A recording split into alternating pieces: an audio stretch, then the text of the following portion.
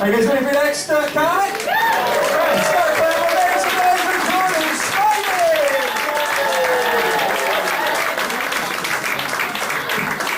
How are you guys doing today? You doing good? I hope you guys are ready for my fun facts, alright? Did you know... I don't have any fun facts. Question.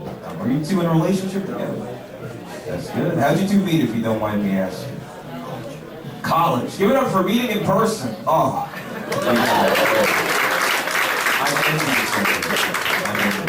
I use a lot of dating apps. You use dating apps in here at all? Yes? No? Yeah. You like those apps when you're using them? Yeah? No? You like those apps when you're using them? Now you're quiet? Alright, I'm going to take that as a no, because you don't seem as enthusiastic anymore. That's great. I don't like dating apps either, right? But the reason I don't like those apps is different than why a lot of other people don't like those apps. The reason I don't like dating apps is because every time I meet up with someone that I match with in person, the first thing they like to do is point out to me how my voice sounds differently than they expected it to. Which, it's rude, but I get it. You know, I understand. You know, I've never heard a white person say the N-word, which is good. But I've heard myself say it, and it's frighteningly close.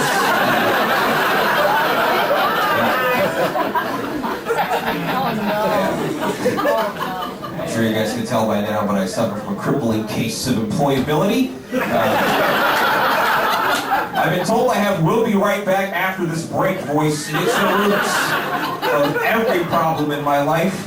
Like the people at work, they trust me way more than I deserve to be trusted. My parents think I'm destined to become a Republican senator. And all my homies think that somehow I'm in a Freaky Friday situation with their friend right here with you. With a nice sport coat. Buddy, looking good. That's great. You know, people start thinking enough incorrect thoughts about you, you start thinking to yourself, well, what can I do to change that, you know? What I settled on was updating my wardrobe. I very badly needed to happen. True story. One time, I was walking through this neighborhood, the West Village, with a Family Guy t-shirt, some cargo shorts, Vans, sneakers, a horrible outfit. I know that now, it was terrible. I walk past a homeless man, he gets up, follows me for 3 blocks, laughing his ass off, hollering at me to get bitches. I was like, really, dude? That's your chief concern, me, right? I didn't do whatever. I switched things up, you know? I started shopping at H&M. I got wooden jewelry. I got this nice little Nutella thing right here, like. Whereas before, I used to dress like a 19-year-old boy. Now I dress like a man who exclusively dates 19-year-olds, so that's pretty fun. I love shopping at H&M, by the way. It's great. I'm convinced H&M is the promised land, 100%. Fun fact, if you guys spend more than $100 during a single trip to H&M, they actually print you out a certificate that says, congratulations, you are bisexual. It's great.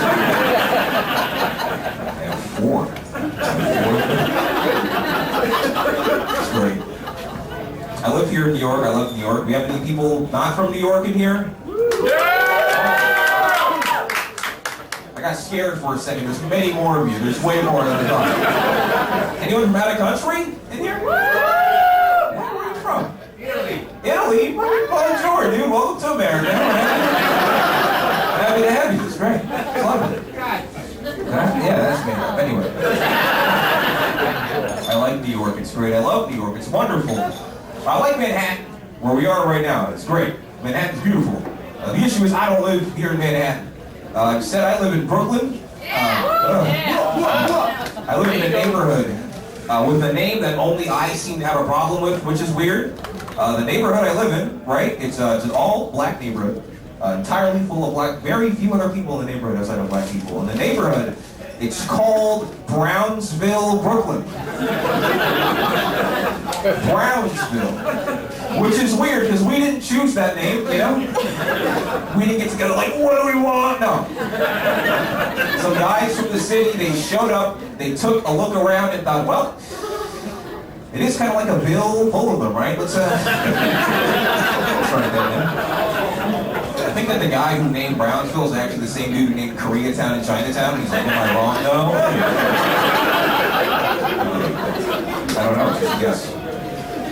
Apparently it's not a great neighborhood in Brownsville. Didn't know that for the longest time until recently. I saw a guy getting robbed there. Then halfway through the robbery, the bugger dropped his knife, ran away, got swooped by a pterodactyl. I was like, oh my god. I was too silly and cutesy for a lot of you, that's true. I try to sugarcoat it, I'm a nice person. You want something more realistic? Here it is. You know how dangerous my neighborhood is? In my neighborhood, there's an MLK Boulevard, a Malcolm X Avenue, and where they intersect is a Popeyes. Did we get an idea now? Since you guys don't like the cutesy stuff, I don't know. Be pragmatic with you. Here's the thing, right? I've lived in a lot of good neighborhoods, a lot of bad neighborhoods. What I learned is when you live somewhere like really great or not so great, people love sharing facts about those places with you, you know? Like, I'm from Charlotte, North Carolina. People are like, oh, you're from Mecklenburg County? I heard that's a great school district, you know?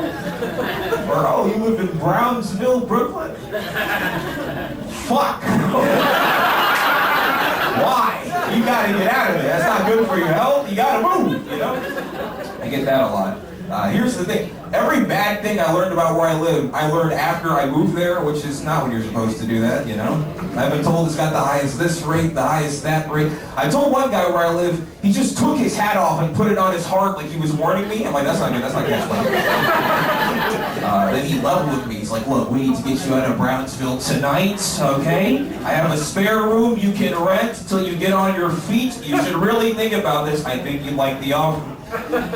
And I was intrigued. So I go, all right, you know, well, where do you live?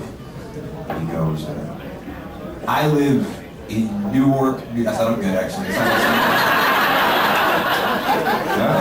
At least I'm still in New York. Anyone from Jersey in the house? Get out! You're cool. You're nice. You're really nice. I like this city.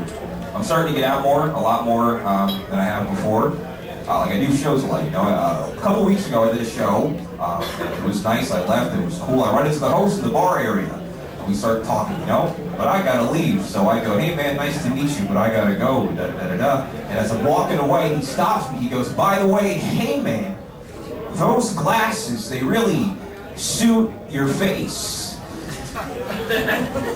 And I'd never heard that before in my entire life. Now I have a problem.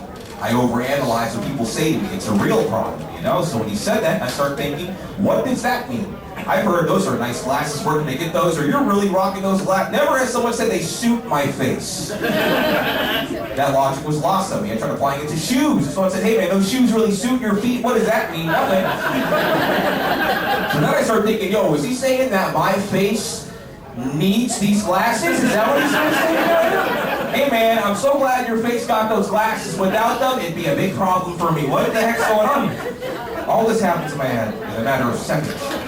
So I think to myself, yo, I gotta say something to this guy, gauge his reaction, and that'll determine how he wants me to take what he said. The guy was wearing overalls. So I go, aha, thank you for the glasses. I needed that. Thank you very much. That was really lovely, that comment. By the way, hey man, those overalls, they really accentuate the curvature of your physique.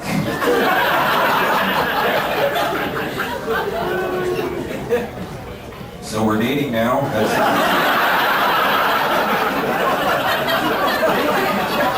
my boyfriend. And he's a nice guy. I don't know what to tell you. That's my time. You guys have been lovely.